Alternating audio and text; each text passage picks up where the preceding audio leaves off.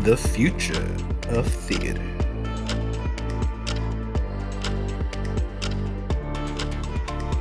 On this episode, I chat with a theater maker I've known since high school, Sisi Reid. Of being creatives, I guess we will start sort of in the cradle of it all. And I will also take this time to give a shout out to our alma mater. What would we call it? An alma mater, yeah. Einstein High School here in Kensington, Maryland. Not too far from me. Are you still Maryland based? Are you still Columbia, Maryland, right now? So okay? Yeah. Good stuff. Good stuff. Like, are you from Howard County? I'm like, no. I'm from Montgomery County. Get it right, Moco. What I've read is that that's sort of where things started for you, where sort of it was a very formative experience for you. I feel like because college was the point of, I'm gonna major in this, my career, I'm a professional theater artist, I'm meeting graduate students, I'm meeting professionals. So I always look at that time as like, that's when I chose it. But then the more I live and experience, I'm like, high school, I was falling in love with all the aspects of theater making, and I didn't realize it because I was doing it because I loved it. So it wasn't about career, making money, what's my major. It was like I wanted to be in the stuff that I watched growing up. I wanted to be. It was fun, yeah. It was fun, and you made friends. Looking back, I'm like, that's where I started becoming, to be a holistic theater artist. Yeah. But now looking back, I was actually falling in love with the craft. It definitely was formative. I think that's the correct word. Yeah. Mm-hmm. So if college is where you chose it, what did you start college majoring in? It wasn't theater, I'm assuming. No, it wasn't. That's a great question. I started in cultural anthropology, which is near and dear to my heart. I love and they went together. I was a double major for a portion of it, but then it was just very hard and difficult, so I decided to stick only with theater. But it's such a weaving point in my journey that I don't often get to talk about. So that's why I was like, I love this question. So just studying people and culture. Why do we do what we do, and what does culture and activities mean in this place in the world and that place in the world? So cultural anthropology was really, I don't regret the trajectory of what I did in college. It was truly exploration and figuring it out for me. I was the kind of person that needed a 4-year program to explore and figure it out. Other people may not need that in terms of their skill set or what they know about themselves, but I needed to try some different things to be I'm a storyteller, I'm an artist, I'm a creator, I'm an actor. I work with people, I work in community. Got it. So that's what I sort of kind of went through that through college too. That was for me. It was an appreciation of a structure, because I don't know. I mean, I remember us doing everything in high school. We were, everyone kind of did a little bit of everything. That's what I love about our high school. I feel like I feel like there's always cliques and groups that exist, but I feel like it was normal. It was normal to see. At least by the time I was a junior, to see athletes doing their first musical their junior and senior year. It was normal to see people doing multiple things, and I love that you said that, because I feel like not every high school necessarily has that experience. I feel like some high schools are very much more what's it called, siloed. But I feel like I feel like it was people that overlapped in experiences. So it was I feel like at least that's what I saw. So I was like, I can do that too.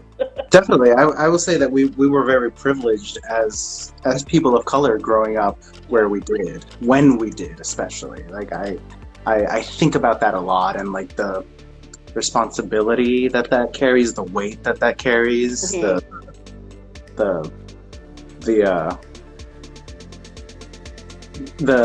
fear that comes with it, of failing. But when was that click moment for you in college? When was that this is what I'm gonna do? It's funny because right before this call we were chatting about being an understudy. I was cast as an understudy in a University of Maryland production. I didn't know anything about like the major or like the fact that they did productions that were on the main stage. Like I didn't know anything about how that went. Right. And I was in a student club, and one of the people in the club was like, "Oh, you should audition for the show." And I was like, "Okay," and I didn't know it was the main stage. Right. Yeah. And it was directed by the late and fierce and wonderful Dr. Walter Dallas, who passed in April, May of this year. And he's like a legend. He's a giant in the theater industry and history. And so he was doing this residency at University of Maryland, so our journeys aligned and intersected. And clearly on purpose, because I'm here now. And so he, being an understudy and directed by him, that was really what sparked it all. I got to meet, upperclassmen who were most of the people in the cast were upperclassmen. It was a small place called The Old Settler, so it's 4 casts, so it's 4 main roles and then 4 understudies. And I was meeting people my own age who were like freshmen or about to be sophomores who were understudies. So it was a professional.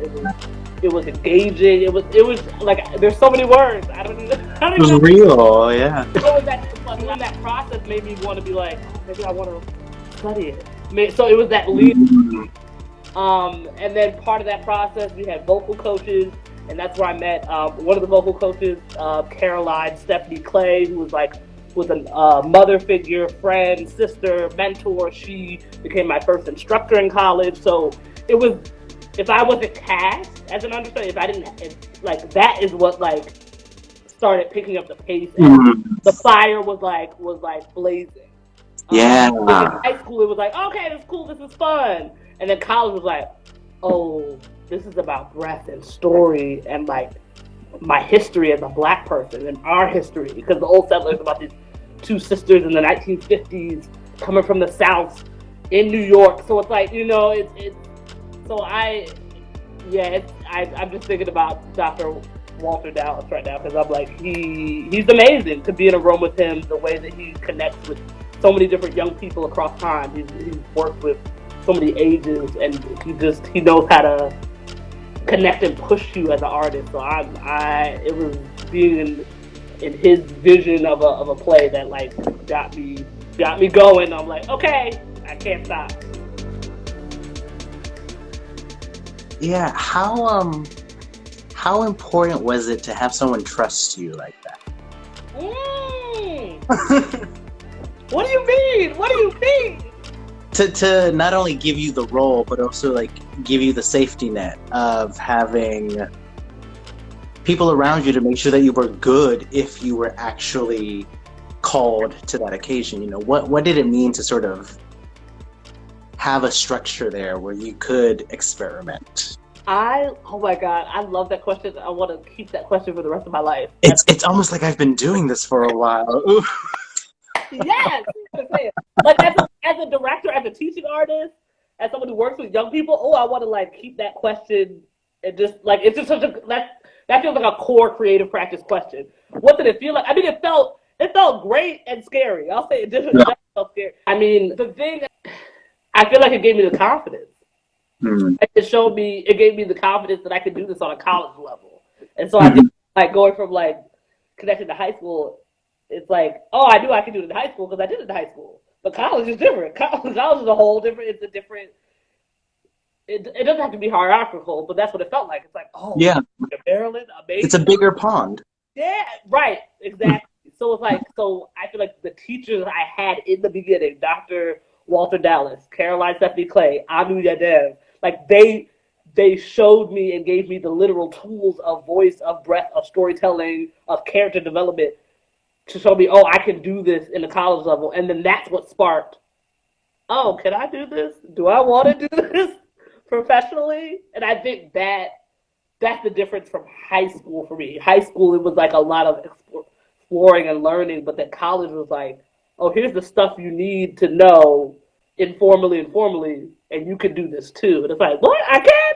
And I didn't think I can. I mean, for many years, and people were like, "Yeah, you could do another main stage." I was like, "No, that's gonna be my only show." I did another one. I did 2 more. So like, I had a lot of people around me who were doing it and then modeling it for me. So like, yeah, you gotta let people fail and make mistakes and learn, especially students, because we're students. That's the whole point. So even though it's a production and you want to have it look nice and pretty, and at the end, it's like, I'm a student actor. Being a student actor means you gotta trust me to play in it. I love that question. That's such a good question. What are the Welders 3.0? So the Welders is an organization, is a playwrights collective, and it was started in 2013 by a group of, I think they're already pretty much like, all these terms are so, but they were pretty much established professionals in their fields as playwrights, I believe, if I'm not mistaken. And so they wanted to create, like the DC area didn't have a kind of a set collective space for playwrights. So they created an organization that would be passed on to another generation of playwrights. So the founding members passed it on to what we call the Welders 2.0. And now I'm part of the Welders 3.0 cohort. So we were announced in March of 2019, and then we officially started our tenure in January of this year, January 2020.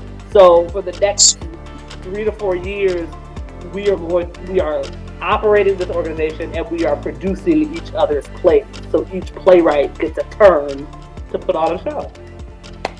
So the 6 of us that make up the Welders 3.0 is Kat Frost. Kat is just like, does so many different things, has worked in so many capacities in DC in terms of like grants and community engagement. So Kat and I work together to do the grant writing for the Welders. And then there's Sarah Lawal Harris. Okay. Is a Welders 3.0 playwright. She's the artistic director of Young Playwrights Theater. She has created different ensembles in the DC area. Wild Woman Theater was an ensemble that she created that was like current during my college years. So I've like admired and loved her work from like the get. That's where we met when I was in college. Oh my gosh, I'm gonna get so emotional. I love these people. Jared Schamberger. Also, so what's fun fact is that 3 of the Welders playwrights work at Young Playwrights Theater, so I feel like since I said that. So Jared Schamberger also works at Young Playwrights Theater and operates the educational programming and writes curriculum and is dope. Jared is a wonderful singer, fabulous fashions, like beautiful, yes. JR is. Him and I work on community engagement for the Welders together, so we all like do work on different departments. So it's very deep work. So JR is dope. Is always creating spaces for joy, for queerness, for exploring issues around consent, for doing. He does this thing called Bad Sing Along, where it's Broadway and Disney Bad. So he's just always creating like these dope community spaces, both informally and formally. And then Tishan. Is also a Welders 3.0 playwright. Tishan also works for Young Playwrights Theater, and she is a dope writer. Like, oh my god, like I just love the thing that's exciting is like we do so much admin work, and the moments where we get to like delve into each other's like, what do you like your process is like, it always reminds me how inspired I am. I love Tishan's writing. She's very much interested in like black horror and sci-fi and speculative and like Octavia Butler and Afrofuturism. So I'm just like, I'm always like, oh, yeah, she's the way she, like it reminds me to like sit down and write more because it's hard. Yeah.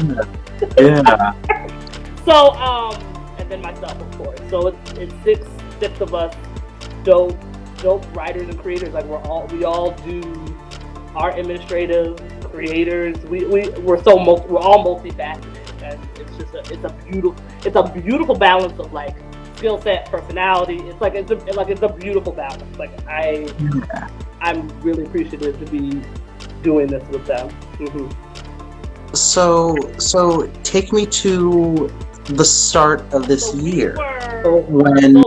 We were planning to this year, 2020, to produce our first 2 playwrights, which would be Jared and Tishawn. So July of this year, Jared would have premiered his solo play, The B Word, and Tishawn would have premiered her play, A Girl's Night with Spirits.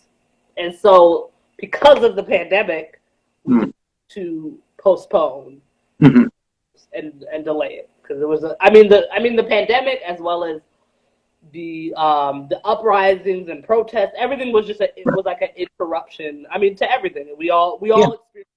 So I think it's like there was a lot of grants I know that came up, because it was like emergencies, artists need money, Black people need money, people of color need money, and it was like overwhelming, because it's like, wait, my mental health, wait, I'm exhausted, wait, hold up, and this grant is coming. So that was also a challenge to like, oh, we do need money, but what's the real capacity of myself and Kat and us as the Welders group? So that I mean that's always a conversation, because the Welders is not we have full-time jobs and part-time jobs and other creative projects. So like the beautiful challenge of being a welder, like you have to manage it with all these other things and then do it with a group of people. So it's always about checking in about our capacity, adults.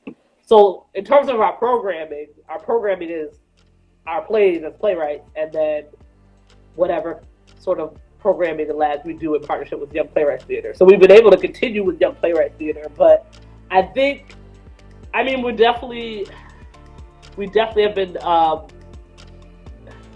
having hard conversations. I guess just trying to figure out how to stay financially. I think that's that's the biggest thing. I think there were already challenges that existed pre-pandemic. I think being a group of 6 Black artists and arts administrators running an organization like that, we were already thinking about just the landscape of theater and funding and the challenges. So now with the pandemic, I think it's just about trying to figure out how to sustain ourselves financially. Working on it. Now I know of rock, paper, scissors. You did your research. I heard you earlier. You're like, from my research, I was like, oh yeah, I'm Googleable. Well, I've been Googleable since high school, for real. So yeah, we should also say that if anyone is looking for more information on Sisi Reid, Google her. Do it. Google. So tell me about rock, paper, scissors, and I'll tell you why I think it has a potential of lighting a spark in the industry. But tell me a little bit about rock, paper, scissors, because I think it's still in development, correct? If I'm okay. The research. So I originally wrote this play as a 10-minute play for other people to be. It was not a solo play. And it was put on. I was commissioned by the University of Maryland for an alumni project. So I got to see my work done in front of me. And then somewhere along the way, I was like, I want to be in it. I want it to be me. And so I had the opportunity in 2018 to put something together. I hadn't really worked on the piece in a while. I put I don't even know how long it was. Maybe it was like 15 minutes of a solo piece together, and I did it in Brazil. I was part of this cultural exchange with applied theater artists in Brazil. So I did it in 2 different cities in Brazil. People loved it, even people that didn't know English, understood it. And I was like, what? I didn't know my art could do that. I didn't know my art could resonate in that way. So that expanded me as an artist, and I was like, okay, so I have to do this. This is not optional. So the play Rock, Paper, Scissors is about my identities as a Black queer woman. So each of the elements of the game, rock, paper, and scissors, are each of my identities. Rock is Black, paper is queer, and scissors is woman. And so the whole concept is I'm playing the game, and by playing the game, my identities are competing with each other, because that is often how I feel. Unfortunately, in specifically this country, the United States, where one identity is overshadows another, or people only see this other identity. So I really wanted to play with this idea and concept of like what happens when I embody the game, when I'm literally playing myself and I'm losing to myself, I'm winning to myself, beating myself. This identity shows up more, this shows up less.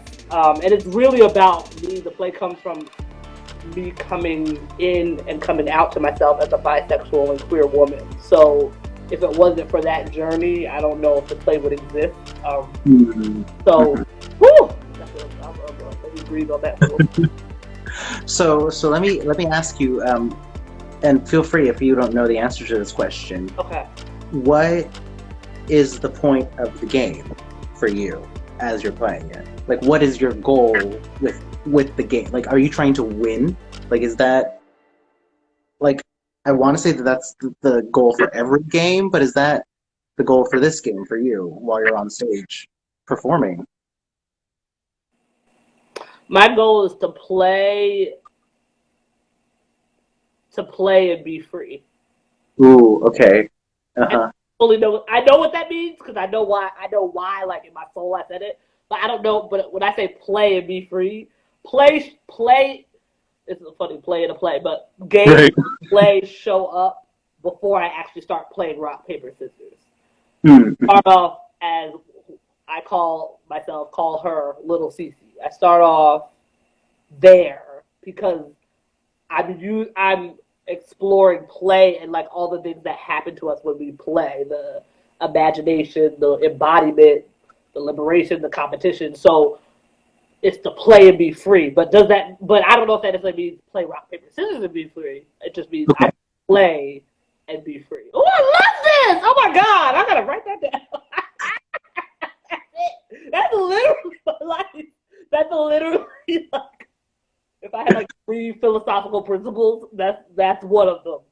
See, this is the part of theater that I miss. It's the part where after rehearsal, after the performance, you pack up all your stuff and you're just like, let's go to a bar. You know, hey, come over and have a smoke. You know, like, hey, you know. I remember I did Lincoln Center in New York City. They have something called the Director's Lab. And it was a wonderful, wonderful experience. But one of the things during our orientation, Ann Catone, who runs the program, is she said, whatever you do, go to the bar, because that's where decisions are made. I thought that was gonna be like, that's where you connect. That's what good shit. That's real. That's the articles that I did. But it was something about the exclusivity of theater and how it's very simple. If you don't have the skills or a likable personality, like what that means. And I'm always interested in that because I have a very likable, lovable personality, lovable energy that I'm aware of and that I try to like expand and create spaces for other people. But it's like, it's real. Like being able to, like, you want to work with people you like. Yes. People that make you happy or maybe like, you know, that interest you, you know. So I feel like I've heard those stories of like, oh, like I saw like seeing a play at a major theater in DC and like, oh, my friend told me like, oh yeah, she got cast and the director liked her and like that's how, you know, like it's you want to work with. And I do the same thing in terms of like, oh, my friends from college, my friends. It's like those are the people I think about first because I'm like, I already like being in a room with you and now we're going to do some deep artistic work. Well, duh, like why wouldn't I want to be in a room with you? So that's so real. But I think also just the moments to connect and be human, even though like I would imagine that it can be a lot of social pressure to be at the bar and all that. But it's like you can be a human in those spaces, not in the like the lab or the workshop or the, you know. Definitely, and I want to say that for the most part, at least with myself, you know, and I do this very consciously, is, you know, invite everyone to a bar, but give them the room to make it their bar. You know, like I'm not gonna force whiskey down your throat. If you want a ginger ale, we'll get you 5 ginger ales. Why gotta be 5? I'm just saying, you can have as much as you want. I like it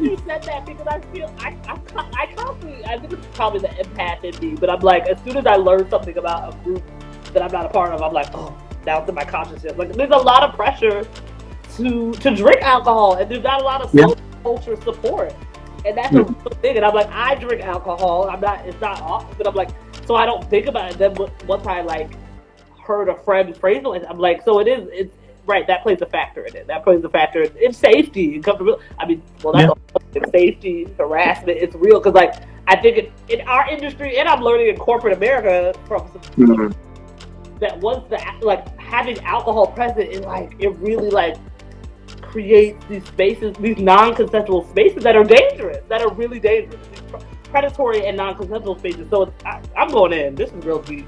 Oh, definitely. And I think one of the biggest reckonings happening right now is the desexualization of the industry right now, or at least the reintroduction of safety in intimate spaces. I think that right now is extremely important because for me, the male gaze has been in so much power within the industry that right now it's the rebalance of all of that. Yeah. Right now we are overcorrecting to correct. What does that look like? I don't know. But all I know is that I want to be part of that push. Yeah. I want to be part of that change. And sorry, I didn't mean to cut you off. Well, I want to say that this is why I think rock paper scissors is really timely, because theater is one of those places where you're supposed to be allowed to play, and we've lost that sense.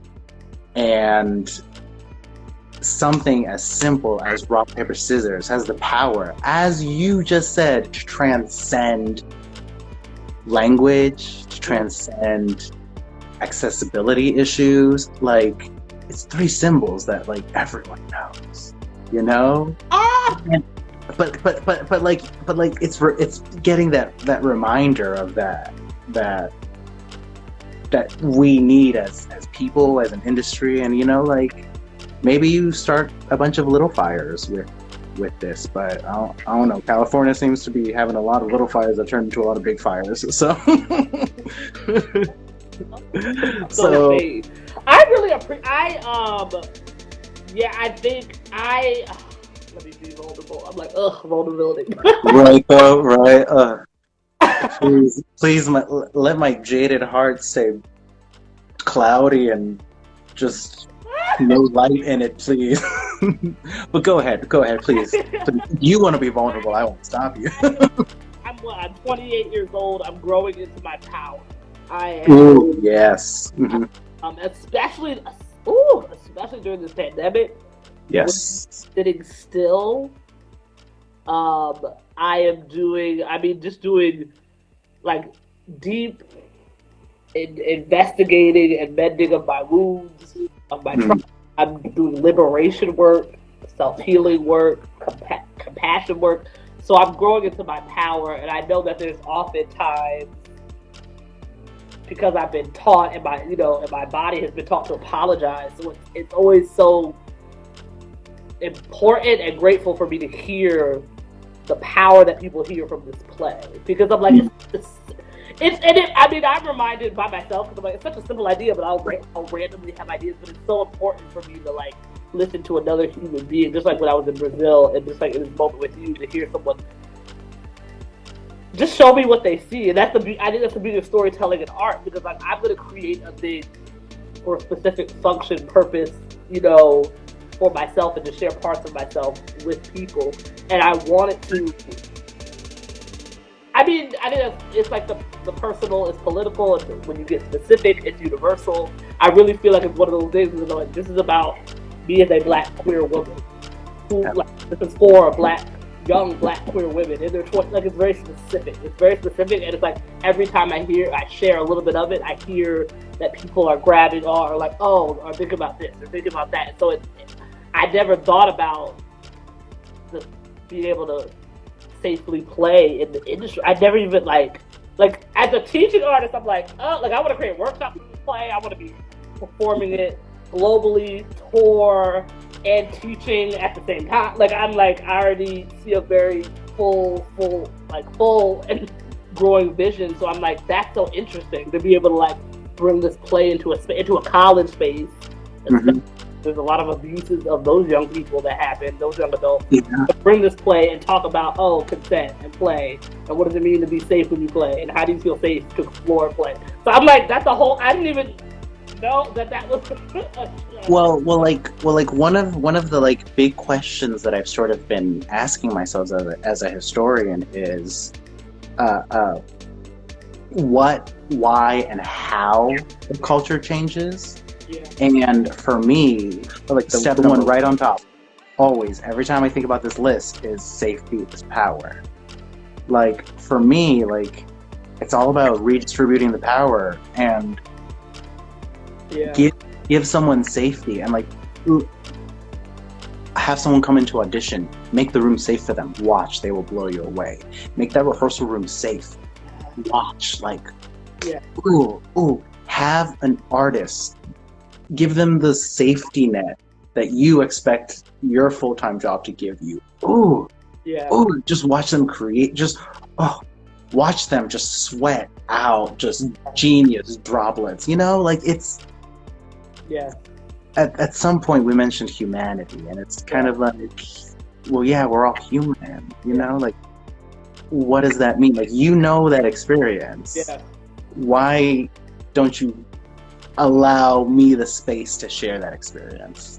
I think what you're saying is revolutionary, because I feel like especially artists, well, I can speak because I started in this as an actor, so I'm sure there's other things and other aspects of the craft, but I think the expectation is that actors need to come in with a lack of a lot of stuff. Need to come with struggle. Starving artist, which is not afraid. Like when people try to say it to me, I'm like, I will never call myself that because I want to eat and I want abundance. So I will never. But then I feel like what you're saying is like what you're saying is literally the opposite. Which to me, why it's a revolution. It's like provide what human beings need. There's like I forgot his name, the psychologist, the hierarchy of needs. Provide what people need, so they can do the work. What is the work? The work is play, imagination, creativity, and telling the story. So, but I feel like the expectation is, we're supposed to be struggling. We're supposed to like not have enough money to transportation and food and this and that, but still come in and pour from our soul, from our soul and from our physical body into these roles, into the story, and then. But we don't know how the actor's feeling when they go home, the depletion and the exhaustion that I have witnessed in many dear friends who stay booked. You know, I feel like I have other friends that are like, I want to be like that person and be booked. And I'm like, I don't, because I don't want to be exhausted. So it's like, yes, I'm sure they got checks and things like that. So it's like, it's all of those things. It's like, I think, right. It's like, how do we center the humanity? And in this country, it's like it's a debate. Yes. It's a debate because of the foundation of how this country has been created. It's a debate. It's humanity. It's in the DNA. Yeah. Yeah. And even when we talked about the bar, and I just think about I'm thinking about the way in which white supremacy culture, racism, in terms of like they have been able to harm, to violate, to kill, to manipulate Black and brown bodies throughout time. And what in such a concentrated moment between this white person and this Black person or a brown person or person of color in a space, it's like all of that history is there. And sometimes we know more of it, and it's like but the bubble of white privilege and just ignorance and not understanding, it's like all of that is there. So my body and my voice being in space with your body, all of that history is in the room. As soon as you add people, all of that is intersecting in the room. So what do we need to do to constantly be checking in? Because safety isn't always going to be there, but how do we check in? Right. Routes and escapes and exit points Exactly, because no matter what we do, nothing is 100% safe. You know, like accept that reality, but then work around it, work towards it. For me, that's where the power of theater is right now. Not because of the amazing potential it has as an art form, but because excuse me, but because it is a space where white people have been wronged too. Because because the people on top are sucking so much from the people at the bottom that they are starting to take it from the white people too. And let me tell you what, when people know our struggle, they recognize our humanity. And like, that's the crux of it, you know? Like, how can you work with people in an industry that don't even recognize that you're human? Like that, for me, like... Yeah. But enough of being vulnerable. Fuck that shit. I embrace it. Because I smoke it into the... That's that black woman magic. Let me speak it. I smoke it. You're over here tearing up. I love it. Release it. But it's something you said about, because it's something about, like, I feel like it's like, it seems like what I heard you say is like, oh, because some white people are experiencing different forms of oppression, now they're able to, it's like sometimes, unfortunately, it's like when they experience the silence and the violence, then they can connect, even though it's not the same at all. Right. To a black and a brown person. Is that what you're saying? Yeah, exactly. Like there's no exact experience. I will never know what it is like to be Sisi Reid. Right. But even just realizing that we might be able to have the same experience, even the thought of like, wow, we might be able to both have similar experiences, that is revolutionary. That is, oh, you feel and love and hate the same way that I do? Whoa. That, for me, is what each side needs to realize. And that's what I'm trying to show by example, you know, like. And I think it's the responsibility. I'm glad that the flow of the conversation led here, because I was thinking about some of the things that I needed to say, and yeah. And so I'm constantly like, as a person who is cisgender and operates in that privilege, it's like constantly be listening, and allowing myself to be vulnerable, allowing myself to cry and my heart to break. That's something I always say. You have to allow your heart to break for somebody else. Yeah. I don't know what that means for different people, but I know like that's how I felt connected to someone who is a different identity than me. So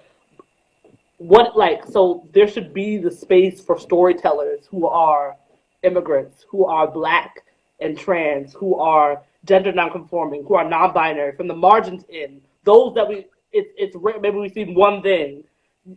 Like it should be plentiful so that those conversations can be happening. But it's like, if it's not plentiful, if theater artists are not doing what we are responsible to do, it's like we're failing. And so there's a failure happening because we are not. And I am seeing some shifts. I'm seeing some shifts. That's like, it needs to be more. It needs to be more. And it needs to be now. And definitely. I think that's why the We See You White American Theater movement, it's like, it needs to be now. It needs to be like 10 years ago, 20 years ago. So happening, because then it won't be such a mystery. It's like, oh, this is what's happening to those people. It's been happening. What's happening in indigenous communities? Like, you know, there's indigenous artists, indigenous storytellers. Like, I feel like that's the point. You'll be entertained, you'll laugh, you'll cry, you'll learn something. It's like, and you'll learn something about your neighbor.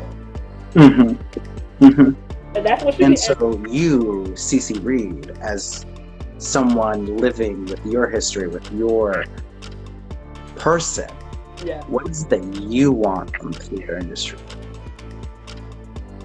What do you want from this world that you are dedicating your life to? You said this what? This world? This world that you are dedicating your life to. Right? I gotta sit with that.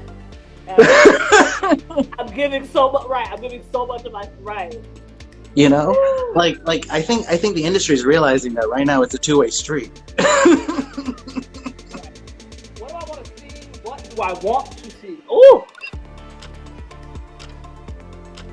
I want to see money and resources poured into what I just said. Folks who are constantly, systematically, institutionally in the margins. So Black trans women, Black trans people, queer folks, gender non-conforming, gender expansive folks, indigenous people. And it's interesting because it's like I'm seeing transitions of that. I want to see money, resources, and folks who are in power and with privilege sharing and giving stuff up.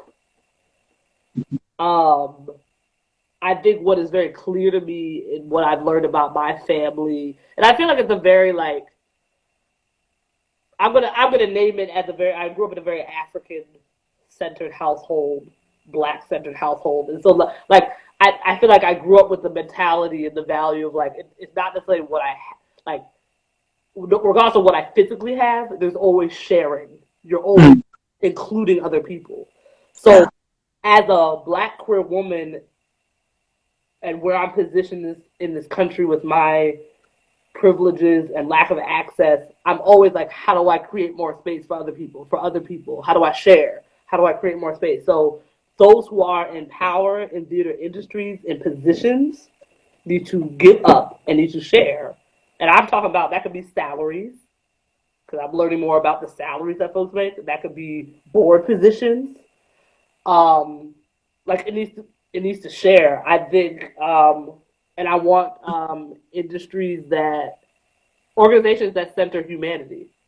I want to know that the organization itself is centering humanity and anti-racism and equity within their organization before I even show up to see your play. That's what I want.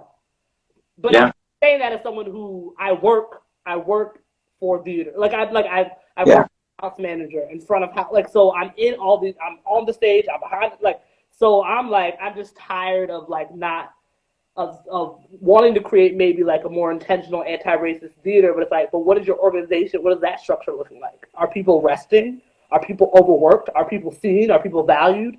So I'm interested in the process and the product mirroring each other in terms of centering humanity. Can I be so bold as to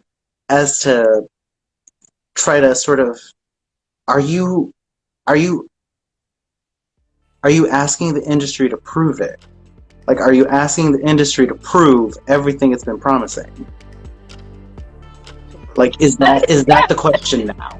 Is the question now what will you do, but how are you doing it? Yes. Woo! Yes. Okay. But I'm like, yes, I think that's what we see you, white American theater. Like, first of all, like I feel like I haven't even fully processed like the presence of what they're doing. Like they're literally like this, and they're like posting this shit publicly. Am I allowed to curse? I don't know. Yeah. It's like I'm on live television. I'm like, am I allowed to curse? This is cable. My fire, my rage, my grief, all of it. Yeah. But I think we see you, white American theater. I think it's a great example of one way to do it. I believe in many ways, but they are very publicly, like, very clear, like, very, like, organizing skill set in terms of, like, these are the demands, these are the people we contacted, this is when we contacted them, we have not heard from this theater and this theater, and it's like, it's outstanding, and it's like I want to see it. I want to hear and know what the how is, because I don't believe in the way that I believe in holistic and connection and process and healing and liberation. It's not just about the play that was put on and this was the rehearsal room and this was the those are big goals too. How do we create the safety and the brave space and the play and all of that in the rehearsal room and the stage? But I'm like, what about, are you taking care of your audience? I've been to many plays in the DC area and other places where I'm like, I didn't feel taken care of as a Black person. You re-traumatized me. I don't think you come back in that space. I don't think I had the support I needed mentally. So it's like, are you taking care of your audience? Are you taking care of the organization? So it's real to me. It's like a real like a breaking down of how things are being done in this capitalist model. It's really anti-capitalist. What I'm saying. Everything I'm saying is like anti what America is. It's very like humanity. It's very like patience and compassion. That's how we're trying to lead. Not, I won't say trying. That's how we are embodying it as the Welders. If I think what I want to say that's important is like we are 6 Black playwrights and art administrators. This is a moment in history. Doing all the grant writing has made me like become really clear about like this is a moment in history. It's not a casual thing that 6 Black people are. We work collaboratively. It's not hierarchical. It's a collective. We are queer and gay and STEM and Fair Lawal Harris is first generation Nigerian. So like we are a representation of beautiful identities. DC natives, Maryland raised, folks who aren't from the DC area but who have made their lives and careers here. So we like support us, invest in our vision, and we want to share our stories. We want to share stories of hope and joy and moving through trauma and mental health and wellness and beauty. Like we have such dope plays that we're working on that we are excited to share over the next 3 years. So, and even if you can't invest, share the donation link, share our website link. Like there's so many ways. Share, like, save. As a historian, I know that an investment in a group of Black playwrights, art administrators, theater makers, and is an investment in the entire DC theater scene. It is an investment in the entire industry. Yeah. So talk about it. I mean, if y'all want future theater, I mean, start now. Yes.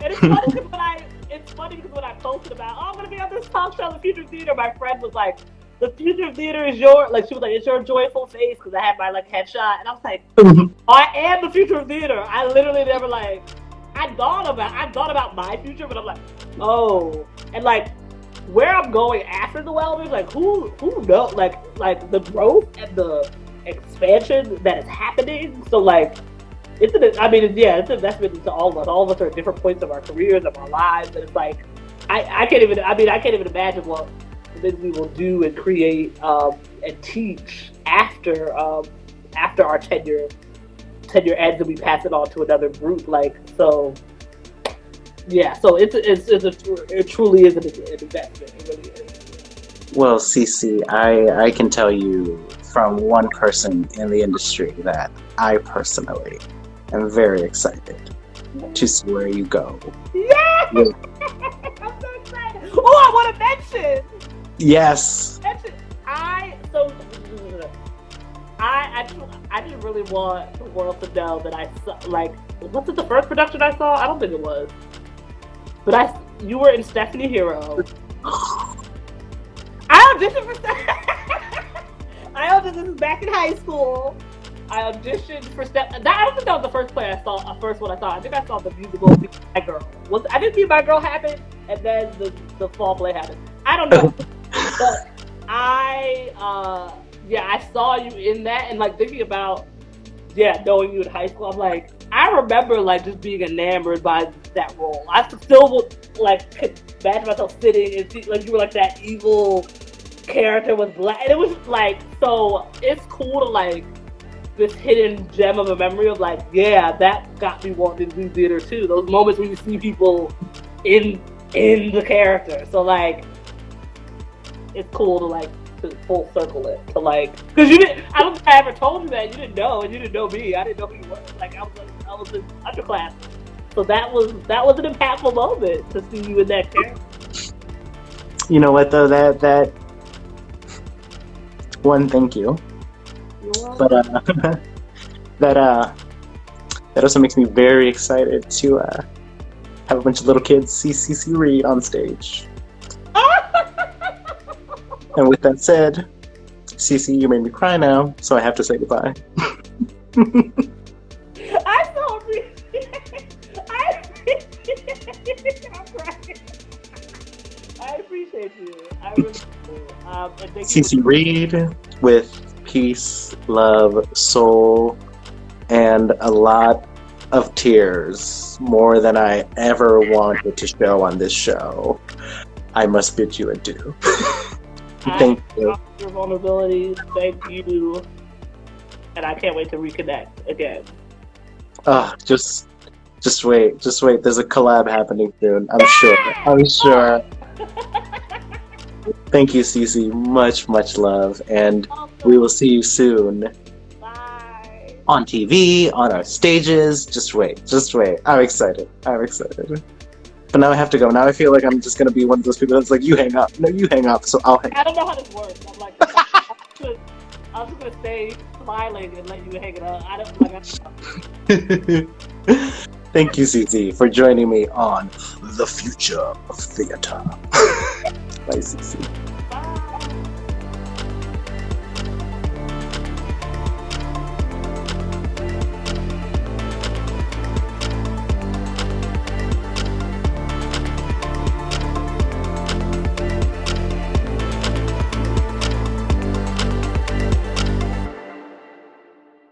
Binge.